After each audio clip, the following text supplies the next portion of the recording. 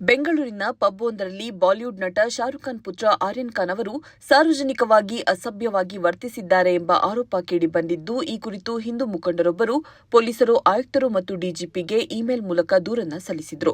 ಇದೀಗ ವಕೀಲ ಹುಸೇನ್ ಎಂಬುವರು ಲಿಖಿತವಾಗಿ ದೂರನ್ನ ನೀಡಿದ್ದಾರೆ. ಶಾರುಖ್ ಖಾನ್ ಪುತ್ರ ಆರ್ಯನ್ ಖಾನ್ ದುರ್ವರ್ತನೆ ತೋರಿದ್ದಾರೆ, ಮಹಿಳೆಯರ ಗೌರವಕ್ಕೆ ಘನತೆಗೆ ಧಕ್ಕೆ ತಂದಿದ್ದಾರೆ ಎಂದು ದೂರಿನಲ್ಲಿ ಉಲ್ಲೇಖಿಸಲಾಗಿದೆ. ಈ ಘಟನೆ ಕುರಿತು ಮಾತನಾಡಿರುವ ಸಚಿವ ಜಮೀರ್ ಖಾನ್ ಪುತ್ರ ಜಯೀದ್ ಖಾನ್, ಆರ್ಯನ್ ಖಾನ್ ನನಗೆ ಹಲವು ವರ್ಷಗಳಿಂದ ಗೊತ್ತು. ನಾವಿಬ್ಬರು ಒಂದೇ ಕಡೆ ನಟನೆಯನ್ನ ಕಲಿತಿದ್ದೇವೆ.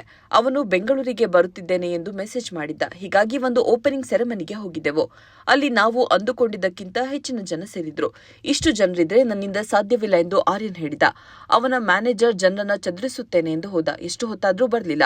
ಆಗ ನಾವು ಬಾಲ್ಕನಿಗೆ ಹೋಗಿ ಏನಾಗಿದೆ ಎಂದು ನೋಡಿದೆವು.